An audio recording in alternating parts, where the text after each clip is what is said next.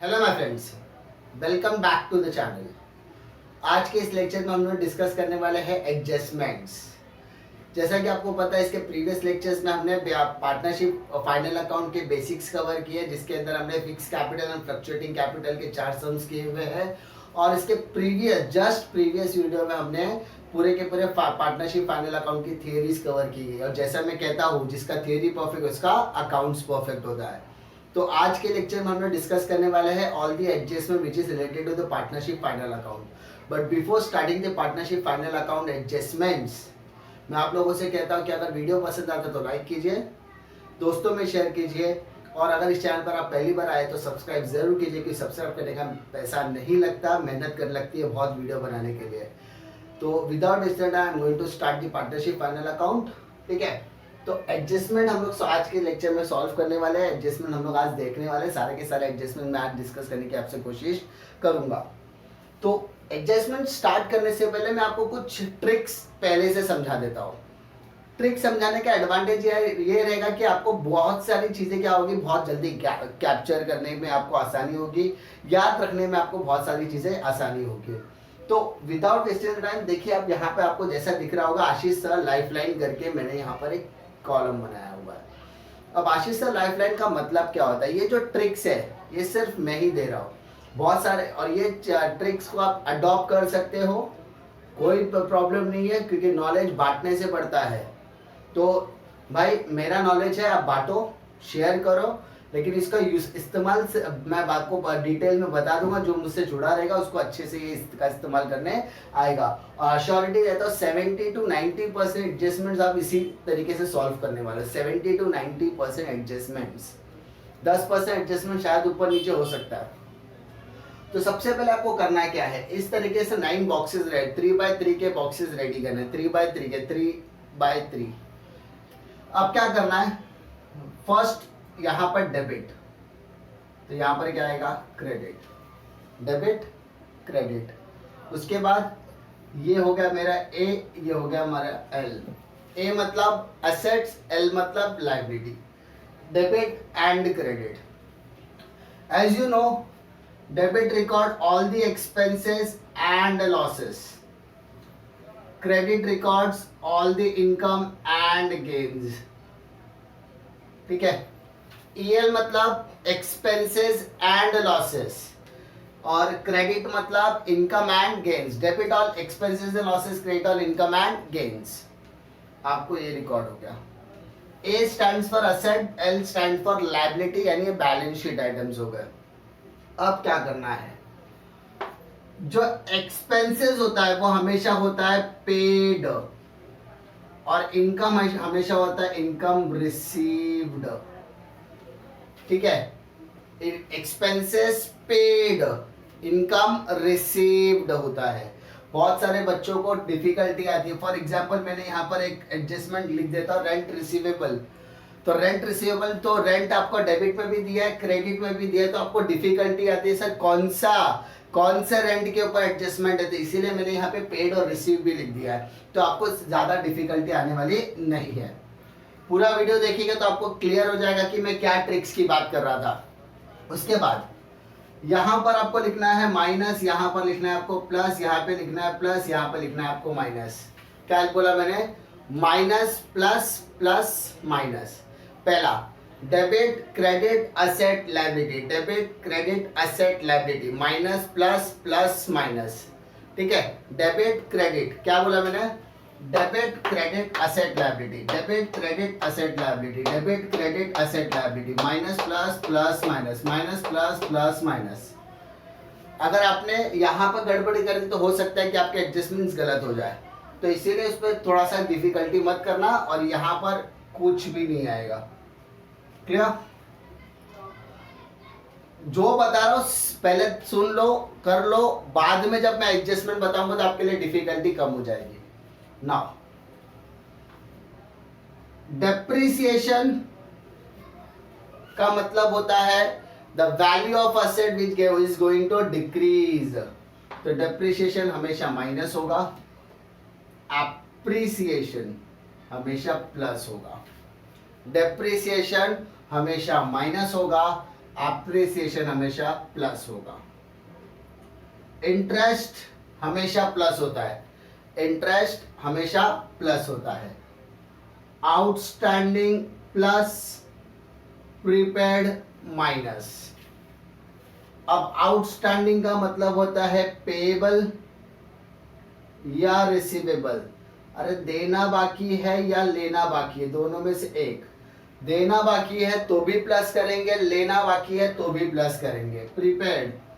अब एडवांस आपने या तो पे किया होगा या आपने एडवांस रिसीव्ड किया रहेगा, दोनों में से कोई एक कंडीशन आएगा, दोनों नहीं आती है। ठीक है, आप एक किसी पार्टी से एडवांस दोगे, किसी पार्टी से एडवांस लोगे, तो प्रीपेड, तो यहाँ पे प्रीपेड है तो वहां पे प्री रिसीव्ड हो जाएगा, बस फर्क है ये। क्लियर।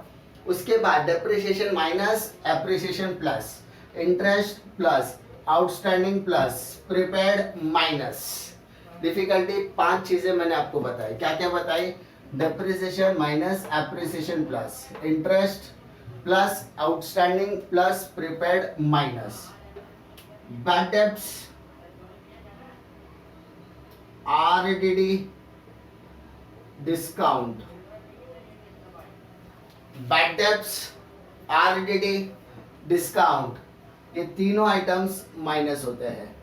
अब ये कहीं से भी बोले, चाहे आपको डेटर्स में बोले चाहे आपको क्रेडिटर्स में बोले, डजंट मैटर। बैड डेब्ट्स को डेफिशिएंसी बोलते हैं क्रेडिटर की लैंग्वेजेस में, आरडीडी को आरडीसी बोलते हैं, reserve for doubtful on creditor, reserve for doubtful on debtors. But करना क्या है? माइनस करना है। डिस्काउंट माइनस, डिस्काउंट हमेशा क्या होता है? माइनस होता है। तो ये कुछ ऐसी बेसिक टर्मोलॉजीज है जिसको आपको याद रखनी है। उसके बाद अनरिकॉर्डेड, अनरिकॉर्डेड, अनरिकॉर्डेड हमेशा क्या होगा? प्लस। हम अनरिकॉर्डेड हमेशा क्या होगा? प्लस। ठीक है, वापस देखते हैं। Depreciation minus, appreciation plus, outstanding plus, prepaid minus, interest plus, RDD minus, bad debts minus, discount minus, unrecorded plus. Simple, हमेशा समझा कैसे करना है। क्लियर। डिफिकल्टी ये बेसिक टर्मोलॉजीज है जिसको आपको हमेशा क्या करना है? यूज करना पड़ेगा। Difficulty. Now we have to move to adjustments. अब बहुत सारे बच्चे बोलते हैं सर ये एडजस्टमेंट होता ही क्यों है? क्यों? क्योंकि कभी उनको एडजस्टमेंट अच्छी तरीके से समझाया नहीं जाता। तो मैं सिर्फ ट्राई कर रहा हूँ कि आप लोगों को एडजस्टमेंट अच्छी तरीके से समझा सकूँ, क्योंकि मैंने आपको कहा कि मैं आपका बेसिक्स बहुत तगड़ा करके देने वाला हूँ। क्योंकि मेरे हिसाब से जिसका बेसिक्स तगड़ा भाई वो तो अकाउंट्स में एकदम तगड़ा। क्लियर। तो बेसिक्स एकदम अच्छे से करवाने की कोशिश करूंगा मैं। सबसे पहले what do you mean by adjustment? Adjustment मतलब होता है एडिशनल इंफॉर्मेशन। एडिशनल इंफॉर्मेशन, ये एडिशनल इंफॉर्मेशन होता क्या है? जैसा कि आपको मैंने बताया था कि हमारी जर्नी जो भी अकाउंटेंसी की जो जर्नी होती है वो स्टार्ट होती है ट्रांजैक्शन से। ट्रांजैक्शन होने के बाद होता है उसकी जर्नरी एनालाइज करना, एनालाइज करने के बाद जर्नरीज पास करना है, जर्नरी के बाद लेजर एंड लेजर के बाद trial balance and then trial balance के बाद हम बनाते हैं फाइनल अकाउंट। तो जब फाइनल अकाउंट बनाने के पहले का स्टेज होता है ट्रायल बैलेंस। अब ट्रायल बैलेंस बनाने के बाद यानी एक अकाउंटेंट ट्रायल बैलेंस बनाने के बाद ट्रायल बैलेंस टैली करने के बाद अपने आप को महारथी समझ रहा है। एग्जाम्पल ले रहा हूँ, एक अकाउंटेंट किसी कंपनी के ट्रायल बैलेंस बनाने के बाद अपने आप को महारथी समझ रहा है, लेकिन जैसे ही उसका महारथी वो बहुत खुश हुआ कि भाई मेरा ट्रायल बैलेंस टैली हो गया, वैसे ही उसका जो जूनियर अकाउंटेंट था वो आया उसके पास और बोला सर आप तो क्लोजिंग स्टॉक का एंट्री मारना भूल गए। Oh my God, closing stock का एंट्री अगर मैं मार दूंगा तो मारने के लिए जाऊंगा तो मुझे वापस से पूरा कैंसिलेशन यानी मेरा एंट्री पास करना पड़ेगा। एंट्री पास करने के बाद मुझे लेजर पोस्टिंग करनी पड़ेगी, लेजर में गलती तो ट्रायल बैलेंस में गलती, अरे बाप रे। ठीक है, चलो उसने बोला कर सकते हैं, लेकिन रिस्क कौन लेगा? तो वो क्या करता है, वो उस ट्रायल बैलेंस के नीचे कुछ पॉइंट्स डाल देता है। यानी ये होता है पॉइंट्स टू रिमेंबर, क्या क्या चीजें मुझे याद रखनी है while trial passing the trial balance. Final account बनाने के पहले जब वो ट्रायल बैलेंस बना चुका होता है, यानी ट्रायल बैलेंस और फाइनल अकाउंट के बीच का स्टेप होता है पॉइंट्स टू रिमेंबर, तो वो लिखता है कि मैं क्या क्या चीजें भूल गया हूँ, क्लोजिंग स्टॉक भूल गया, तो वो अरे यार एक काम करता है, मैं थोड़ा सा आत्मचिंतन करता हूँ और देखता हूँ मैं क्या क्या चीजें भूल गया, तो उसमें देखा अरे यार आउटस्टैंडिंग भूल गया, प्रीपेड भूल गया है, इंटरेस्ट भूल गया, डेप्रिसिएशन भूल गया, एप्रिसिएशन भूल गया, तो ये सब चीजें वो भूल गया, तो वो लिखते रहता है कि हाँ भाई मैं ये सारी चीजें भूल गया। तो इन सारी चीजें यानी जो अकाउंटेंट, ठीक है, जब अकाउंटेंट जॉइंट्रीज करने के टाइम पे जो आइटम्स उससे मिस हो जाती है, अनफॉर्चुनेटली गलती कर बैठता है वो, तो उस गलती को जो वो एनालाइज करता है, रियलाइज करता है कि भाई ये गलतियां मुझसे हो चुकी है, तब वो क्या करता है, ट्रायल बैलेंस के नीचे कुछ इंफॉर्मेशन लिखता है, उस इंफॉर्मेशन को अकाउंटेंसी लैंग्वेज में कहते हैं एडजस्टमेंट्स, नॉर्मल लैंग्वेज में एडिशनल इंफॉर्मेशन बोलते हैं और अकाउंटेंसी लैंग्वेज में उसे कहते हैं एडजस्टमेंट्स। तो ट्रायल बैलेंस के नीचे ये एडजस्टमेंट्स दिया होता है और वो एडजस्टमेंट्स किस तरीके से करने हैं, क्लियर। अब याद रखने वाली बात, trial balance is having only one effect, यानी ट्रायल बैलेंस का सिर्फ एक इफेक्ट होता है, लेकिन एडजस्टमेंट का more than one effect. Sir directly बोलो ना दो इफेक्ट, नहीं, कोई कोई एडजस्टमेंट होता है जिसके तीन इफेक्ट्स भी होते हैं, तो यानी मोर देन जिसके एक से ज्यादा इफेक्ट होते हैं वो होते हैं एडजस्टमेंट्स, क्योंकि मैंने बताया एक डेबिट में जाएगा तो दूसरा किधर जाएगा, क्रेडिट में जाएगा, तो आपको वो डेबिट और क्रेडिट वाला फंडा भी इस्तेमाल करना है, याद रखो, ओके। जैसा अभी मैं आपको शॉर्ट में बता देता, ट्रेडिंग अकाउंट में डेबिट होता है, क्रेडिट होता है, पीएनएल में डेबिट होता है, क्रेडिट होता है, लेकिन बैलेंस शीट में डेबिट क्रेडिट नहीं होता ना, मैंने बताया था कि नहीं, बैलेंस शीट में डेबिट क्रेडिट नहीं होता। तो बैलेंस शीट में लायबिलिटी और एसेट होता है, तो एसेट को डेबिट समझने का, लायबिलिटी को क्रेडिट समझने का, ये तो समझ के चलो, तो आपको थोड़ा सा अकाउंटेंसी करने में थोड़ा सा इंटरेस्ट भी आएगा, डिफिकल्टी। तो finally we are going to solve our first adjustment. Now हम एडजस्टमेंट को 3 लेवल पे सॉल्व करने वाले हैं। सर 3 लेवल, कौन से 3 लेवल? भाई बता रहा हूं, ये लेवल 1 होगा। ये लेवल 1 क्या है? लेवल 1 वो एडजस्टमेंट का पार्ट होता है जो सबका फेवरेट होता है, यानी स्टूडेंट फेवरेट, या आप लोगों का फेवरेट एडजस्टमेंट्स होगा। जैसे आप सीखोगे आपको लगा रहे ये तो बहुत आसान है, बहुत अच्छी तरीके से मुझे आ जाएगा, लेवल 1 आपके लिए हो, ठीक है। यानी ये इसको हम लोग ऐसा बोले, लेवल 1 इज फॉर स्टूडेंट। यानी अगर ये एडजस्टमेंट्स, यानी जो एडजस्टमेंट्स हम लोग डिस्कस करने वाले हैं वो सारे एडजस्टमेंट्स अगर आ गए तो भाई बच्चों की चांदी चांदी हो जाती है। तो हम लोग डिस्कस करेंगे लेवल 1 में कौन कौन से एडजस्टमेंट्स आते हैं जिसमें आपको बहुत ज्यादा मन लगेगा। सबसे पहले एडजस्टमेंट की हम लोग बात करेंगे क्लोजिंग स्टॉक। क्लोजिंग स्टॉक, क्या आपने क्लोजिंग स्टॉक का नाम इससे पहले सुना है? हाँ सुना है। कहाँ सुना है? ट्रेडिंग अकाउंट में सुना है। कहाँ सुना था? ट्रेडिंग अकाउंट के डेबिट में या ट्रेडिंग अकाउंट के क्रेडिट में? मैंने ट्रेडिंग अकाउंट में 6 आइटम्स याद कराए थे। ओपनिंग स्टॉक डेबिट में, तो क्लोजिंग स्टॉक क्रेडिट में। उसके अलावा purchase minus purchase return, sales minus sales return, तो आपको यहाँ ही तो क्लोजिंग स्टॉक के 2 इफेक्ट्स आ जाएंगे। कौन कौन से? फर्स्ट इफेक्ट ट्रेडिंग अकाउंट के क्रेडिट साइड, ट्रेडिंग अकाउंट के क्रेडिट साइड क्या लिखना है बेटा वहां पर? By closing stock, by closing stock. Second balance sheet asset side, क्या लिखोगे वहां पे? क्लोजिंग स्टॉक, क्लोजिंग स्टॉक, ना बाय ना टू, ठीक है। क्लोजिंग स्टॉक, क्लोजिंग स्टॉक क्या होता है कि किसी भी साल में जब हम बिजनेस करते हैं तो कुछ ऐसा रॉ मटेरियल होता है, कुछ ऐसे प्रोडक्ट्स होता है जो बच जाते हैं साल के आखिरी में। तो जो बच जाता है ठीक है, वो बचे हुए आइटम्स को हम लोग क्या कहते हैं? क्लोजिंग स्टॉक कहते हैं। तो क्लोजिंग स्टॉक हमारा क्लोजिंग बैलेंस होता है, तो वो क्लोजिंग स्टॉक को हम लोग लिखते हैं ट्रेडिंग अकाउंट के क्रेडिट साइड। अच्छा, ये क्लोजिंग वो जो बैलेंसेस है, क्या हम लोग उसको फेंक देने वाले हैं? नहीं, हम लोग उसको नेक्स्ट ईयर में इस्तेमाल करेंगे। तो नेक्स्ट ईयर इस्तेमाल करेंगे, इसीलिए उसको हम लोग कहते हैं बैलेंस शीट असेट साइड। यानी वो जो बचा हुआ आइटम है उसको हम लोग नेक्स्ट ईयर इस्तेमाल करने वाले हैं, यानी उसका बेनिफिट हम लोग नेक्स्ट ईयर लेने वाले हैं। तो जिसका एडवांटेज हम ले सकते हैं वो हमारे लिए असेट है, जिसका एडवांटेज हम लोग ले सकते हैं, जिसका फायदा हम फ्यूचर में लेने वाले हैं, उसको हम लोग क्या बोलेंगे? असेट बोलेंगे। क्या बोलेंगे हम लोग? असेट। तो क्लोजिंग स्टॉक के दो इफेक्ट बोलो, trading account credit side, balance sheet asset side. तो क्लोजिंग स्टॉक दो जगह पे आता है, बोलो मेरे साथ, trading account credit side, balance sheet asset side. Trading account credit side, balance sheet asset side. Closing stock दो effect, trading account credit side, balance sheet asset side. Trading account credit side, balance sheet asset side. Trading account credit side, balance sheet asset side. Difficulty? Closing stock में कोई difficulty नहीं। Second, outstanding expenses. जैसे मैंने discuss किया था, outstanding मतलब खर्चा देना, एक्सपेंसेस पेएबल। आउटस्टैंडिंग एक्सपेंसेस का मतलब क्या होगा? एक्सपेंसेस पेएबल, खर्चा देना बाकी है, एक्सपेंसेस पेएबल देना बाकी है। फॉर एग्जाम्पल, मेरे पास एक बंदा काम कर रहा था, उसको मैंने बोला था 5,000 रुपये तेरी सैलरी होगी, ठीक है। तो उसको मैंने क्या किया, 5,000 रुपये सैलरी दिया। अब अप्रैल मई जून जुलाई अगस्त सितंबर अक्टूबर नवंबर दिसंबर जनवरी फरवरी तक उसको मैंने सैलरी बरोबर दिया, ठीक है। लेकिन लॉकडाउन की वजह से जो 5,000 रुपये की बेचारे की सैलरी मार्च की थी वो नहीं दे पाया। तो ये जो 5,000 रुपये मैंने उसको नहीं दिया, उसको बोलेंगे आउटस्टैंडिंग।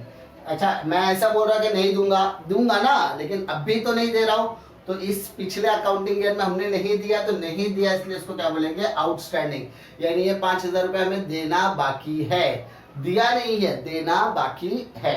तो मैं क्या करूंगा, मैंने क्या बताया था, आउटस्टैंडिंग प्लस या माइनस। आउटस्टैंडिंग हमेशा क्या होता है? प्लस होता है। तो ऐड टू द एक्सपेंस। अभी एक्सपेंस आपका ट्रेडिंग अकाउंट में भी आ सकता है या प्रॉफिट एंड लॉस अकाउंट में भी आ सकता है। अच्छा, एक्सपेंस बोला है तो कौन से साइड आएगा? डेबिट साइड आएगा। तो क्लियर? यानी आउटस्टैंडिंग वेजेस, तो वेजेस से ऐड करो। सैलरी बोला तो आउटस्टैंडिंग सैलरी बोला तो सैलरी से ऐड करो। आउटस्टैंडिंग इलेक्ट्रिसिटी, तो इलेक्ट्रिसिटी से ऐड करोगे। आउटस्टैंडिंग कैरेज इनवर्ट, तो कैरेज इनवर्ट से ऐड करोगे। आउटस्टैंडिंग फैक्ट्री रेंट, तो फैक्ट्री रेंट से ऐड करोगे। तो जो आइटम होगा उसके साथ आपको क्या करना है? ऐड करना है। अब सेकेंड इफेक्ट, देना बाकी है, देना बाकी है, दिया नहीं है, देना बाकी है। तो यानी मेरे ऊपर क्या है? कर्जा है। तो उस कर्जे को हम लोग क्या बोलेंगे? बैलेंस शीट लायबिलिटी में डालेंगे। कहाँ डालेंगे बेटा उसको? हम लोग बैलेंस शीट लायबिलिटी में डालने वाले हैं। कहाँ डालेंगे उसको? बैलेंस शीट लायबिलिटी में। अगर आप शॉर्टकट देखोगे तो ऐड टू एक्सपेंस। एक्सपेंस मैंने क्या बताया? डेबिट में। एक्सपेंस मैंने क्या बताया? डेबिट में। एक्सपेंस मैंने क्या बताया? डेबिट में। डेबिट में मैंने क्या किया? प्लस। डेबिट में मैंने क्या किया? प्लस। डेबिट में मैंने क्या किया? प्लस। तो ये प्लस किसके नीचे आ रहा है? देखो, लायबिलिटी। तो सेकंड इफेक्ट कहां पर आ रहा है? बैलेंस शीट लायबिलिटी में आ रहा है। अंडरस्टूड? इसको किस तरीके से इस्तेमाल करना है? Yes. Third, prepaid expense. Prepaid expense मतलब expenses paid in advance. Expenses paid in advance यानी ऐसा समझो, एक पर्टिकुलर पर्सन था जो मेरे यहाँ पर, सपोज मैं रेंट था, रेंट, मेरे लैंडलॉर्ड को मैंने बोला कि सर रेंट है 20,000 रुपीज, ठीक है। मैंने उनको अप्रैल मई जून जुलाई अगस्त सितंबर अक्टूबर नवंबर दिसंबर जनवरी फरवरी तक का रेंट दे दिया, ठीक है। फरवरी तक का रेंट दिया, 2,20,000 मैंने रेंट पे किया, कोई इशू नहीं। मैं मार्च में गया, मैंने मार्च में कि उनको मैंने बोला लैंडलॉर्ड को कि लैंडलॉर्ड अभी लॉकडाउन शुरू होने वाला है तो मेरे पास पैसा नहीं होने वाला, तो ये लो 50,000 रुपये, ये लो 1,00,000 रुपये मेरे पास पड़ा है, आप रखो एज अ भाड़ा, ठीक है। अब मैंने उनको 20,000 रुपये के हिसाब से 5 महीने का भाड़ा 1,00,000 रुपये दे दिया। तो मैंने कितने महीने का भाड़ा दिया? 16 मंथ्स का भाड़ा दिया, 16 महीने का भाड़ा दिया। अब मुझे बताओ कैलेंडर में कितना महीना होता है? 12 महीना होता है ऑब्वियसली, मतलब मैंने 4 महीने का भाड़ा उनको ज्यादा दिया कि कम दिया? ज्यादा दिया, ज्यादा दिया। तो वो ज्यादा मतलब एडवांस दिया मैंने उनको। क्या दिया मैंने? एडवांस दिया। मैंने उनको रेंट कितना दिया? टोटल 3,20,000 दिया। उस 3,20,000 में 4 महीने का भाड़ा मतलब 20,000 के हिसाब से 80,000 रुपया भाड़ा मैंने उनको क्या दिया, ज्यादा दिया। तो ज्यादा दिया मतलब एडवांस दिया, उस एडवांस को बोलेंगे प्रीपेड। एक्सपेंसेस था, मैंने उसको एडवांस दिया। तो क्या करना है, लेस करना है। क्या करना है, लेस फ्रॉम एक्सपेंस। रेंट दिया तो रेंट से माइनस करो, वेजेस दिया तो वेजेस से माइनस करो, सैलरी दिया तो सैलरी से माइनस करो, इलेक्ट्रिसिटी दिया तो इलेक्ट्रिसिटी से माइनस करो, इंश्योरेंस दिया तो इंश्योरेंस से, जिससे जो भी एक्सपेंसेस दिया रहेगा उसके साथ आपको क्या करना है, माइनस करना है। अब ये एक्सपेंसेस आपका ट्रेडिंग में भी आ सकता है या प्रॉफिट एंड लॉस में भी आ सकता है। तो कहीं पर भी डजंट मैटर, उससे क्या करना है, आपको माइनस करना है। और जैसा मैंने बताया था, अब मैंने एडवांस दे दिया, अब मुझे वो 4 महीने का जो भाड़ा है, वो 4 महीना भाड़ा देने की जरूरत है क्या, नहीं। उसका फायदा मैं आज लेने वाला हूँ क्या, नहीं। उसका फायदा मैं कभी लेने वाला, फ्यूचर में। तो जिस चीज का फायदा मैं फ्यूचर में लेने वाला हूँ उसको हम लोग क्या बोलेंगे, बैलेंस शीट असेट में डालेंगे। कहाँ डालेंगे उसको, बैलेंस शीट असेट में। डिफिकल्टी, एडवांटेज लेना है तो असेट, ले लिया एक्सपेंस, ठीक है। तो अभी बैलेंस शीट असेट, शॉर्टकट देखना है तो एक्सपेंस मतलब डेबिट, डेबिट में मैंने क्या किया, माइनस। तो डेबिट में मैंने क्या किया, माइनस। डेबिट में मैंने क्या किया, माइनस। तो माइनस किसके नीचे आ रहा है, ए के नीचे आता है। ए का नीचे मतलब बैलेंस शीट असेट। यानी डेबिट में से अगर आप कोई भी चीज माइनस करोगे तो सेकंड इफेक्ट आएगा उसका असेट में आने वाला है। डिफिकल्टी, ये तीनों में कोई डिफिकल्टी नहीं। अब हम लोग आगे के एडजस्टमेंट्स के ऊपर डिस्कस करने वाले हैं। नेक्स्ट एडजस्टमेंट अपना होगा फॉर इनकम रिसीवेबल। क्या मैंने कहा, इनकम रिसीवेबल, पैसा मिला नहीं है, मिलने वाला है। पैसा मिला नहीं है, मिलने वाला है, जिसको हम लोग कह सकते हैं आउटस्टैंडिंग इनकम। यानी जो इनकम आपकी आउटस्टैंडिंग है, जो इनकम आपकी मिलने वाली है, उसको हम लोग बोलते हैं इनकम रिसीवेबल। एक एग्जांपल देता हूं। मान लो आप लोग मुझे फीस पे करते हो 2000 रुपीज पर मंथ, ठीक है। 2000 रुपया पर मंथ आप लोग मुझे पे करते हो। आपको मैंने पढ़ाना शुरू कर दिया, अप्रैल आ गया, लेकिन आपने अप्रैल का मुझे पैसा नहीं दिया। You have not paid the fees of April, that is 2000 rupees per month. अब मुझे एक बात बताओ, ये 2000 रुपये मुझे आने वाला है कि आ गया, आने वाला है। पैसा आया नहीं है, आने वाला है। इसको हम लोग बोलेंगे इनकम रिसीवेबल। तो मैंने आपको बताया, जो आ जाता है वो इनकम, और जो आने वाला होता है वो होता है बैलेंस शीट असेट में। यानी पहला इफेक्ट आपको कहाँ डालना है, बैलेंस शीट असेट में आपको क्या करना है, लिखना है। या हम लोग ऐसा बोल सकते हैं बैलेंस शीट असेट साइड। और सर आपने बताया था आउटस्टैंडिंग हमेशा क्या होता है, प्लस। तो क्या करना, ऐड टू इनकम। इनकम से आप क्या कर दो, ऐड कर दो।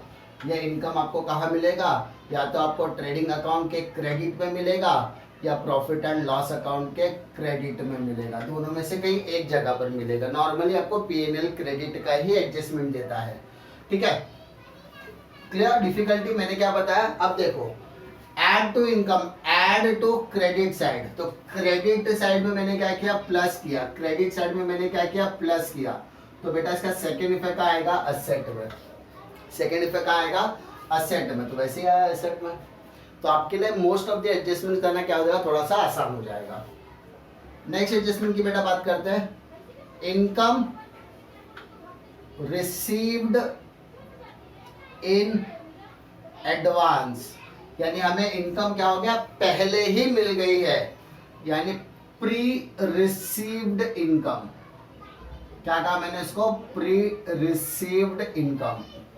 अब क्या होता है pre received income. For example मैंने आपको कहा कि बेटा मैं आपको अकाउंटेंसी पढ़ाने के लिए 2000 रुपीज पर मंथ चार्ज करने वाला हूँ। तो आप लोग ने बोला सर चलेगा, कोई इशू नहीं, ये तो आप लोग 12 महीने का पैसा आप एक साथ ले लो सर। तो 12 महीने का पेमेंट आपने 24,000 रुपीज एक साथ मुझे पे कर दिया। ओके, क्या मैंने आपको पूरा 12 महीने का सर्विस दिया, नहीं। आपने मुझे पूरा 12 महीने का पैसा दे दिया, हाँ। तो ये जो 12 महीने का पेमेंट वन शॉट में आ गया, बिना मेहनत किए, उसको बोलते हैं एडवांस लेना। क्या बोलते हैं उसको, एडवांस। तो पहले एडवांस क्या करना, लेस फ्रॉम इनकम। आपको इनकम में से क्या करना है, माइनस करना है।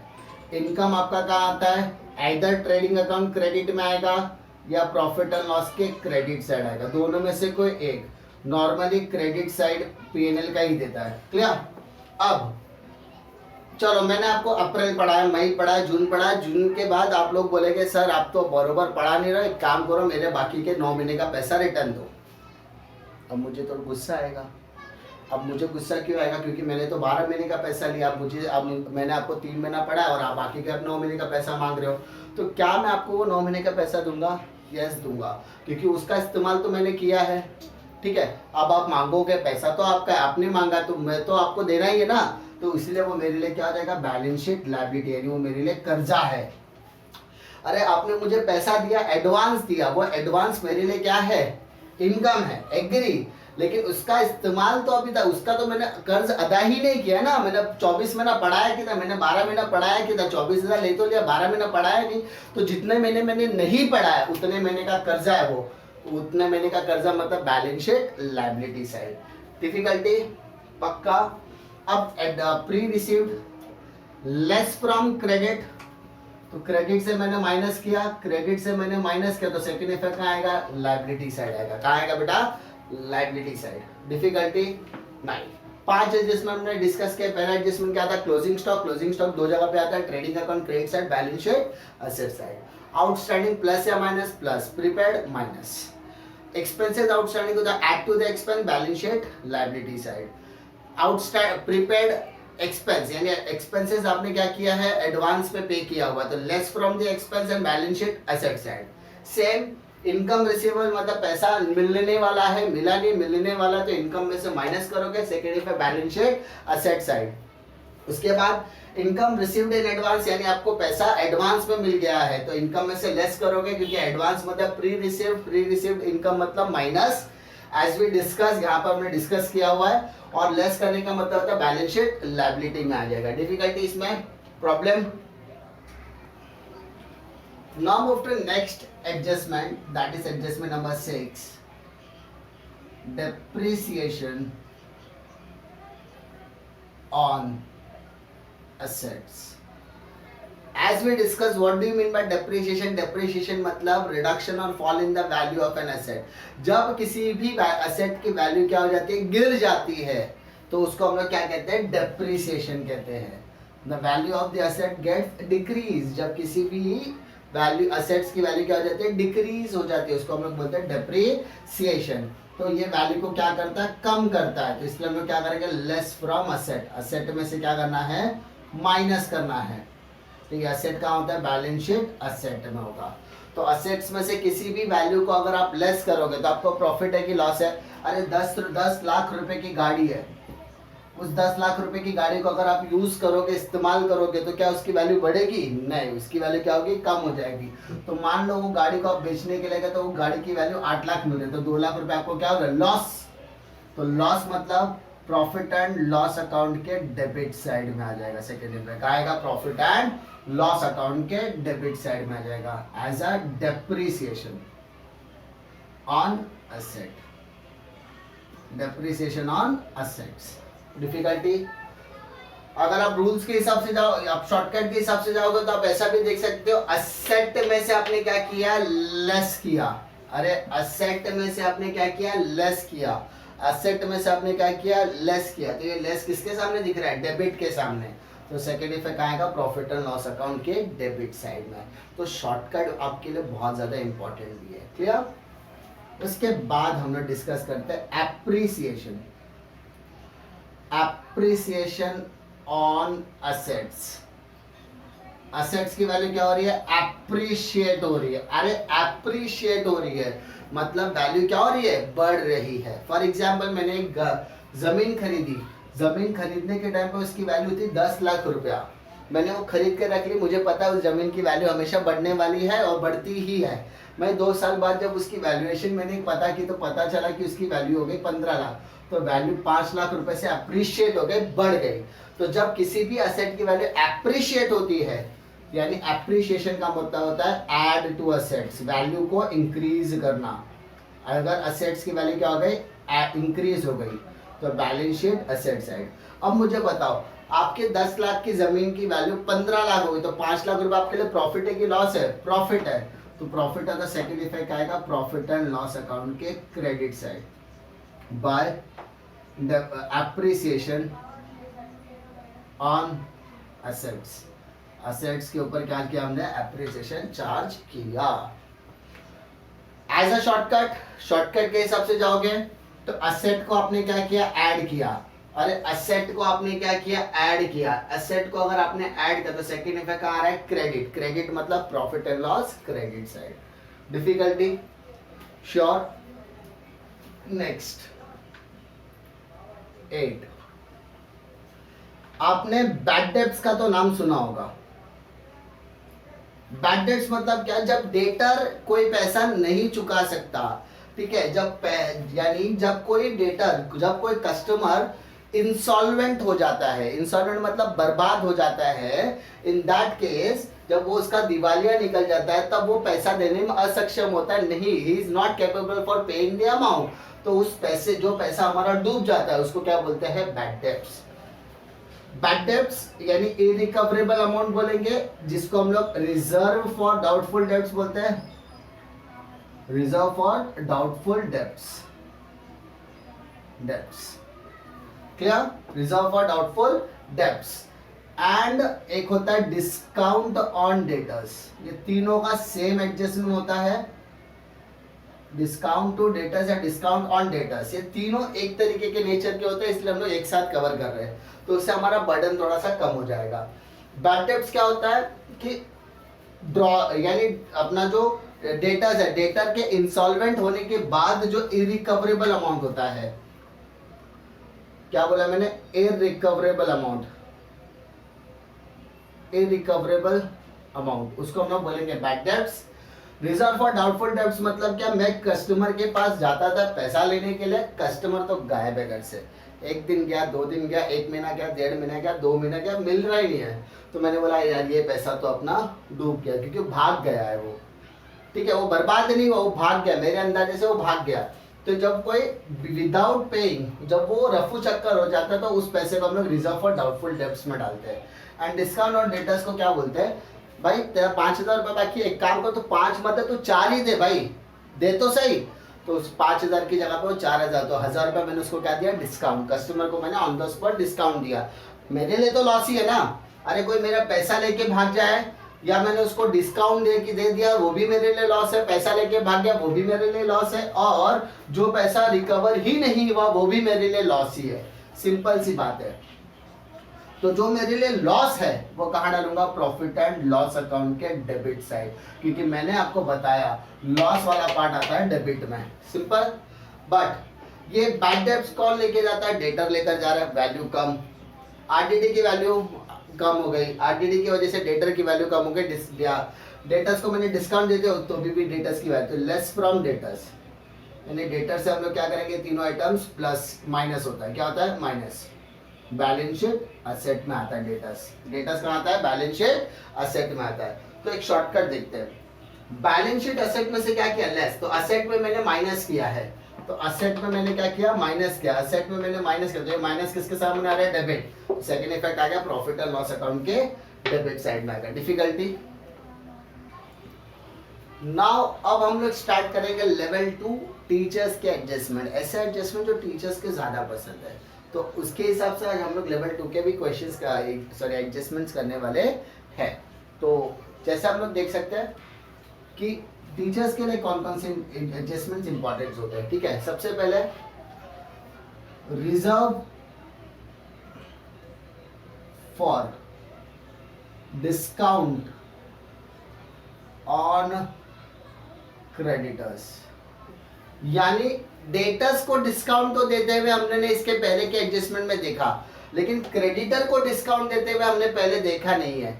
तो सिंपल सी बात है भैया, मैंने आपको क्या सिखाया था? डिस्काउंट प्लस करते कि बेटा माइनस करते हैं, माइनस करते हैं।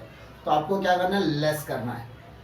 किससे माइनस करोगे आप? यहाँ पे वर्ड दिया क्रेडिटर, तो आप लेस फ्रॉम क्रेडिटर, तो आप क्रेडिटर से क्या करोगे? माइनस करोगे।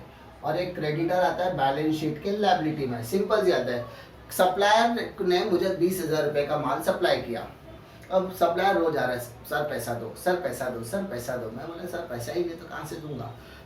तो सप्लायर ने मुझे बोला एक काम करो सर, आप मुझे 20,000 की जगह पे 18,000 ही दो, चलेगा, 2,000 रुपये मत दो, डिस्काउंट देता हूँ मैं आपको, लेकिन 18 तो दे दो। मैंने 18,000 रुपये निकाला और दे दिया।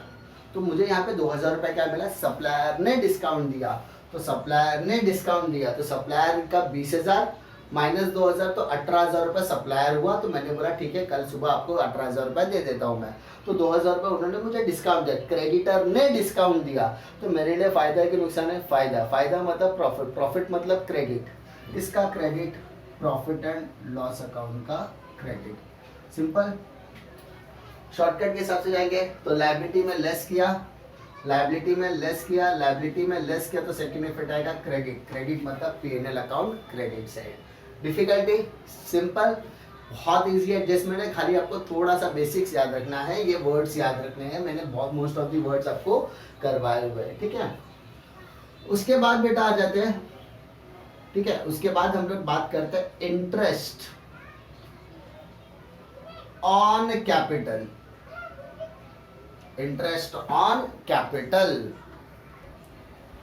Interest on capital. अभी जैसा इसमें एक वर्ड दिया है capital, and we discuss in the previous lectures also कि हम लोग ने कैपिटल अकाउंट से रिलेटेड एक शॉर्टकट याद किया था। C for capital, C for credit, D for drawing, D for debit. C for capital, C for credit, D for drawing, D for debit. याद आया? सेम चीज यहाँ पर अप्लाई करना है। Capital is on credit side, capital is on credit side, capital is on credit side. तो partners capital account के credit side में आएगा first effect. Partners capital account के क्रेडिट साइड में आएगा।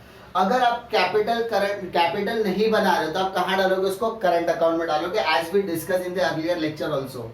तो कैपिटल से लिखने का मतलब है कि अगर कैपिटल नहीं बन रहा तो वहां पर क्या बनेगा, करंट अकाउंट बनेगा। Simple, partners capital account current account, ठीक है। उसके अलावा अच्छा, एक साइड एक इफेक्ट आपका क्रेडिट में है तो सेकंड इफेक्ट डेबिट में आएगा। तो किसका डेबिट, अरे simple sir, profit and loss का डेबिट साइड। सिंपल, किसका debit, profit and loss account का डेबिट साइड।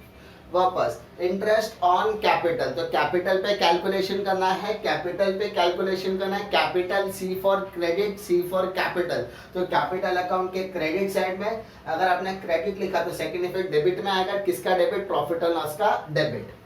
सेम लॉजिक हम लोग अप्लाई करेंगे इंटरेस्ट ऑन ड्राइंग में, ठीक है। इंटरेस्ट ऑन ड्राइंग में भी सेम एडजस्टमेंट हम लोग, D for drawing, D for debit. किसका डेबिट, ठीक है, किसका डेबिट, तो पार्टनर्स कैपिटल अकाउंट का डेबिट साइड। इस कैपिटल के जगह पर करंट भी आ सकता है, इस कैपिटल के जगह पर करंट भी आ सकता है। अरे D for debit, D for drawing, D for debit, D for drawing, D for debit, D for drawing. अच्छा, यहाँ डेबिट है तो सेकेंड इफेक्ट कहाँ आएगा, क्रेडिट में। क्रेडिट मतलब प्रॉफिट एंड लॉस अकाउंट के क्रेडिट साइड में। Simple, difficulty I am trying to explain you as much as I can, जितना मैं पॉसिबल हो सकता है उतना मैं आपको एक्सप्लेन करने की कोशिश कर रहा हूँ, ठीक है। इंटरेस्ट ऑन कैपिटल, अरे भैया कैपिटल लाया तो कैपिटल लाने के बाद आपने 2 लाख रुपए बिजनेस में डाला, बिजनेस 10% आपको कमीशन सॉरी इंटरेस्ट दे रहा है, तो 2 लाख के ऊपर 10% मतलब 20,000 रुपया। अब मुझे बताओ 2 लाख डालोगे, 2,20,000 निकालो तो 20,000 आपको एक्स्ट्रा मिल रहा है। उस एक्स्ट्रा बिजनेस के लिए प्रॉफिट है कि लॉस है, लॉस है। लॉस मतलब एक्सपेंस, एक्सपेंस मतलब डेबिट साइड। सिंपल, आपने बिजनेस से 20,000 रुपया निकाला as a drawing, personal use के लिए निकाला तो ड्राइंग बोलेंगे, पर्सनल यूज के लिए अपने बिजनेस से पैसा निकाला। अब बिजनेस का रूल कहता है, अपने एग्रीमेंट में क्लियरली लिखा, अगर आपने ड्राइंग किया तो आपको 10% इंटरेस्ट देना पड़ेगा। तो आपने 20,000 रुपये का 10% 2,000 रुपया, 6 महीना मतलब 1,000 रुपया आपको इंटरेस्ट पे करना है। मतलब आपने निकाला 20,000 लेकिन आपको लौटाना है 21,000 रुपया। तो 1,000 आप ज्यादा लौटा रहे हो कि कम लौटा रहे हो, ज्यादा लौटा रहे हो। तो 1,000 रुपया बिजनेस के लिए क्या हो गया, इनकम। इनकम मतलब क्रेडिट। सिंपल, कि क्या पहली चीज तो ड्राइंग में ऐड भी होगा और सेकंड चीज इनकम, इसलिए प्रॉफिट एंड लॉस के क्रेडिट साइड में भी आने वाला है। उसके अलावा इंटरेस्ट ऑन लोन गिवन, सो ऐसा बोल सकते हैं इंटरेस्ट ऑन लोन टेकन लेते पहले। मैंने लोन लिया, मैंने बैंक में गया, बैंक में जाके लोन लिया, तो इंटरेस्ट ऑन लोन टेकन। अब ये लोन क्या हो सकता है, बैंक लोन भी हो सकता है, कहीं से भी लोन ले सकता हूँ मैं, किसी से भी लोन लूँ, डजेंट मैटर। लोन लिया है ना, तो सबसे पहले आपको इंटरेस्ट ऐड करना है, लेस करना है ऐड, तो ऐड टू लोन। आपने जिससे भी लोन लिया उससे आपको इंटरेस्ट क्या करना है, ऐड करना है। अरे भैया मैंने लोन लिया है, तो लोन लिया तो सामने वाले को लोन के साथ साथ इंटरेस्ट भी चुकाना पड़ेगा, तो वो इंटरेस्ट में क्या करूंगा, ऐड करूंगा। ये लोन कहाँ आएगा, बैलेंस शीट लायबिलिटी में आएगी। अब 10,000 रुपया 10% पे मैंने लिया, 1,000 रुपया उसको इंटरेस्ट देना है। फायदा है कि नुकसान है, नुकसान है। नुकसान है तो प्रॉफिट एंड लॉस अकाउंट के डेबिट साइड में एक्सपेंस है मेरा। क्या है ये मेरा, it is an expense, it is an income, ठीक है, it is an expense. Simple, तो आपको समझने के लिए थोड़ा सा इजी हो जाएगा। इट इज अ प्रॉफिट, तो प्रॉफिट हो गया तो मेरे लिए क्रेडिट। सिंपल। नेक्स्ट एडजस्टमेंट है हमारा इंटरेस्ट ऑन इन्वेस्टमेंट, यानी हमने इन्वेस्टमेंट किया है उस पर हमको इंटरेस्ट मिला है, या इंटरेस्ट ऑन लोन गिवन, या हमने किसी को लोन दिया है बदले में हमको ब्याज मिल रहा है। तो मैंने कहीं पे पैसा लगा, ब्याज मिल रहा है, मैंने किसी को लोन दिया है उधर से मुझे ब्याज मिल रहा है, तो दोनों ही केस में आपको इंटरेस्ट मिल रहा है। सिंपल चीज़ है। तो इंटरेस्ट मैंने क्या बताया था, ऐड करना है, तो कहाँ ऐड करोगे, ऐड टू दी। अगर आपने इन्वेस्टमेंट में किया तो इन्वेस्टमेंट में ऐड करो, और अगर आपने किसी को लोन दिया है तो वो लोन में आप ऐड करोगे। लेकिन ये दोनों ही आइटम आपके कहाँ आते हैं, बैलेंस शीट असेट। अब मुझे बात बताओ, बैलेंस शीट असेट में आपने ऐड किया, अरे बैलेंस शीट असेट में आपने क्या किया, ऐड किया। ऐड किया मतलब क्रेडिट साइड, क्रेडिट मतलब किसका credit, profit and loss account का क्रेडिट साइड, क्योंकि ये हमारे लिए क्या होता है, इनकम होता है। क्या होता है हमारे लिए, इनकम। अरे भैया मैंने किसी को 20,000 रुपया दिया, उसको जरूरत थी, मैंने उसको बोला भाई ये ले 20,000 रुपया एज अ लोन, तो उसने 20,000 रुपया लोन लिया, मैंने बोला 10% ब्याज लगेगा भाई, 10% मतलब 20,000 रुपये, 10% मतलब 2,000 रुपया ब्याज मुझे मिलेगा। तो वो ब्याज मुझे मिलेगा तो इंटरेस्ट आ रहा है कि जा रहा है, आ रहा है, तो मैंने ऐड कर दिया। सेकेंड चीज आ रहा है इसलिए मेरे लिए वो क्या, इनकम है, इनकम है तो इसलिए कहाँ लिखे, प्रॉफिट और लॉस अकाउंट के credit side. Difficulty, sure. Next adjustment हम लोग डिस्कस करते हैं insured goods destroyed by fire। मैंने जिस सामान का, जिस गुड्स का इंश्योरेंस करवाया था वो सामान क्या होगा, जल के खाक हो गया। Insured goods destroyed by fire, या इंश्योर्ड गुड्स स्टोलन, स्टोलन मतलब चोरी हो गया। दोनों ही कंडीशन में इंपॉर्टेंट क्या है, इंश्योरेंस है। हमारे लिए क्या इंपॉर्टेंट है, इंश्योर्ड होना जरूरी है। इंश्योर्ड मतलब मुझे पता था ऐसा कभी हो सकता है, खुदा ना खास्ता कभी ना कभी गुड्स मेरा डिस्ट्रॉय होगा, तो मुझे लॉस होने से अच्छा है मैं कुछ ना कुछ इंश्योरेंस करवा के रखूंगा, तो मेरे लिए क्या रहेगा, फायदा। इन दैट केस आपको समझना यहाँ पर बहुत ज्यादा जरूरी है। सबसे पहला चीज, आपका जो गुड्स होगा वो या तो डिस्ट्रॉयड हो गया होगा, गुड्स डिस्ट्रॉयड बाय फायर, या हम लोग ऐसा बोल सकते हैं गुड्स स्टोलन बोल सकते हैं, दोनों में से कुछ भी। तो मान लो आपका गुड्स जो है वो 10,000 रुपए का जल के खाक हो गया, जल गया, चोरी हो गया, कुछ भी हो सकता है। अब आपने इंश्योरेंस कंपनी वाले को कॉल किया कि सर मेरा जो सामान है वो चोरी हो गया, ये मेरा जो सामान था वो क्या हो गया, जल के खाक हो गया। तो इंश्योरेंस कंपनी वाले आएंगे, इंस्पेक्शन करेंगे, इंस्पेक्शन करने के बाद वो पता चलेगा कि हाँ सर आपका सच में नुकसान हुआ है, बट हम लोग आपको सिर्फ और सिर्फ 8,000 रुपए ही दे सकते हैं। आपका इंश्योरेंस 10,000 का, लेकिन हम आपको कितना देंगे, सिर्फ 8,000 रुपए। मैंने भी बोला यार चल यार, जितना 10,000 लॉस से अच्छा 2,000 लॉस ही बेहतर है, तो 8,000 रुपए मैंने बोला ठीक है। तो उन्होंने मुझे क्या दिया, क्लेम कहा, सर आपको क्लेम कितना मिलेगा, क्लेम रिसीवेबल आपको सिर्फ 8,000, यानी क्लेम सिर्फ और सिर्फ आपको 8,000 रुपए का ही मिलेगा। तो मैंने कहा तो इसका मतलब मुझे लॉस कितना हुआ 2000, तो ये हो गया मेरा लॉस बाय फायर बोल सकते हैं या लॉस बाय स्टोलन बोल सकते हैं। इसका मतलब तीन चीजें यहाँ पर आई है, तो ये तीनों चीजों का तीन इफेक्ट आएगा, यानी इकलौता ऐसा एडजस्टमेंट है जो सबसे ज्यादा इंपॉर्टेंट है और इसके कितने इफेक्ट आते हैं, तीन इफेक्ट आते हैं। गुड्स डिस्ट्रॉयड बाय फायर, माल जल के खाक हो गया, तो वो जो जल के खाक हुआ है वो सामान आपके गोडाउन से उठा के बाहर फेंक दिया जाएगा कचरे में, तो इसका मतलब गुड्स तो मेरे लिए चला गया। तो पहला इफेक्ट मुझे कहाँ डालना है, ट्रेडिंग अकाउंट के क्रेडिट साइड में डालना है। फर्स्ट इफेक्ट मुझे कहाँ डालना है, ट्रेडिंग अकाउंट के क्रेडिट साइड में डालना है, सिंपल।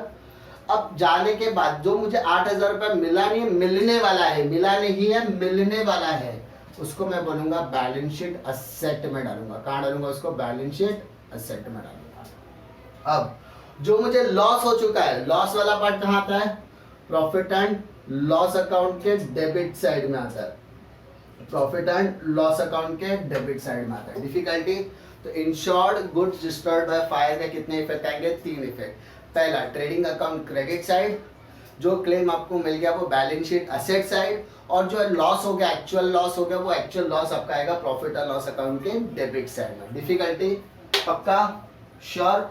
मैं आपको जितनी चीजें एक्सप्लेन करने की कोशिश कर रहा हूं, मैं आपको जितनी चीजें एक्सप्लेन कर रहा हूं, वो सब चीज आप नोटबुक में कॉपी करते रहो, नोटबुक में आप मेंटेन करते रहो, क्योंकि ये आपके लिए बहुत ही इंपॉर्टेंट साबित होने वाला है। ठीक है, फटाफट कॉपी करके ले लेना।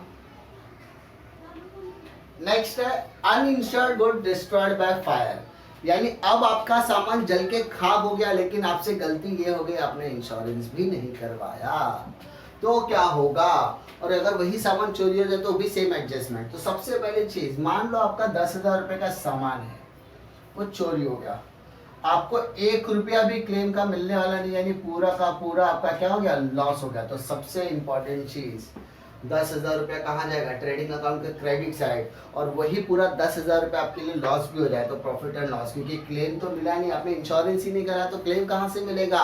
तो there is no claim, therefore claim receivable क्या जाएगा, नील। नील मतलब बैलेंस शीट असेट में आएगा ही नहीं। डिफिकल्टी पक्का, sure. Now come to the next adjustment, goods distributed as free sample, आपने माल फ्री में बांट दिया। तो सबसे पहली चीज, फैक्ट्री से कोई भी माल आया है, वो फैक्ट्री में माल तो बना है, माल बनने के बाद उसको आपको बांट दिया आपने। तो माल डिस्ट्रीब्यूट किया, मतलब माल जो आया था वो डेबिट में था, तो जो जा रहा है वो कहाँ आएगा, क्रेडिट में। तो सबसे पहले ट्रेडिंग अकाउंट क्रेडिट में आप क्या लिखोगे, by goods distributed as free sample, आपने फ्री सैंपल के तौर पे क्या करते हैं, गुड्स को डिस्ट्रीब्यूट करते हैं, ले भाई ले जाओ ले जाओ ले जाओ, by one get one free, by one get one free करके आपने बांट दिया। अब मुझे बताओ कि क्यों करते हो, it is doing for advertisement purpose. क्यों करते हैं हम लोग इसको, एडवर्टाइजमेंट के लिए करते हैं। तो एडवर्टाइजमेंट मेरे लिए क्या होता है, एक्सपेंस होता है, और ये एक्सपेंस मेरा आता है प्रॉफिट एंड लॉस अकाउंट के डेबिट साइड में आता है। कहाँ आता है बेटा, प्रॉफिट एंड लॉस अकाउंट। अरे भाई आप एक सामान को दूसरे सामान के साथ क्यों बांटोगे, आप फ्री में सामान क्यों बांटोगे, तो फ्री में सामान बांटने का मेन पर्पस होता है एडवर्टाइजमेंट। क्या होता है बेटा, एडवर्टाइजमेंट। डिफिकल्टी उसके अलावा goods withdrawn by partners, goods withdrawn by partners for personal use। Personal use के लिए हमने क्या किया, गुड्स विड्रॉ किया है, मतलब पार्टनर्स ने पर्सनल यूज के लिए क्या क्या गुड्स को विड्रॉ किया है। अब बताओ मुझे बेटा, गुड्स बनता कहाँ है, फैक्ट्री में।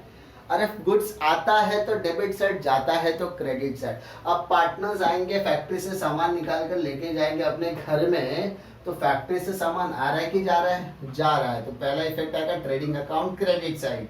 क्या लिखोगे, बाय गुड्स डिस्ट्रीब्यूटेड बाय, जिसने लेकर गया वो, बाय फॉर पर्सनल यूज के लिए ये लेकर गया तो उसका नाम आ जाएगा। क्लियर। अब मुझे बताओ पर्सनल यूज के लिए निकाले गए चीज को हम लोग क्या कहते हैं? पर्सनल यूज के लिए निकाले गए चीज को हम लोग कहते हैं ड्राइंग। तो ड्राइंग कहाँ आता है? It should be coming on the capital account debit side. कहाँ आता है वो? कैपिटल अकाउंट के डेबिट साइड में आता है। क्लियर। तो कैपिटल अकाउंट के डेबिट साइड में आप क्या लिखोगे? ड्राइंग लिखोगे। क्या लिखोगे बेटा वहां पर? ड्राइंग आप लिखने वाले हो। Difficulty? Next, bills receivable dishonoured. अब इसी को हम लोग साथ में कंपेयर करेंगे बिल्स पेबल डिसऑनर के साथ भी। बिल्स पेबल डिसऑनर तो आपको समझ में आएगा क्या चल रहा है। ठीक है। Bills receivable dishonour, bills payable dishonour. तो सबसे पहली चीज what do you mean by dishonour? Dishonour मतलब होता है बाउंस हो जाना। अरे आप सपोज आपने बिल अडानी से इलेक्ट्रिसिटी बिल आपके घर पे भेजा, उसने कहा कि सर आपके नाम पे लाइट बिल आया हुआ है और आपके नाम पे जो लाइट बिल आया है उस लाइट बिल का टोटल अमाउंट होता है 2000 रुपया। तो मुझे ये 2000 रुपया क्या करना? पे करना है। तो मेरे लिए वो पेबल होगा और इसके लिए मुझे ड्यू डेट दिया जाएगा। ठीक है।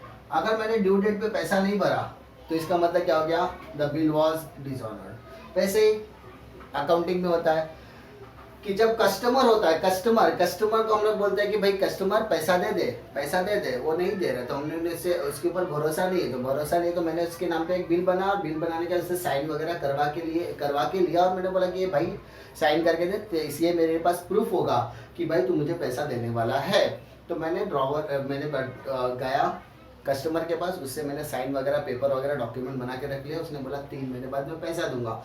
अब मैं 3 महीने बाद जब उससे पैसा लेने के लिए गया तो उसने अपने हाथ खड़े कर दिया, बोला मैं पैसा देने वाला नहीं हूँ। यानी वहां पर बिल रिसीवेबल क्या हो गया? डिसऑनर्ड हो गया। क्या हो गया? Bill receivable dishonoured. तो डिसऑनर के केस में क्या करोगे? लेस फ्रॉम बिल रिसीवेबल से क्या हो गया? डिसऑनर, यानी असेट से माइनस हो गया। अब बिल रिसीव यानी वो उसने तो बिल क्या कर दिया? डिसऑनर। तो इसका मतलब उससे पैसा लेंगे कि नहीं लेंगे।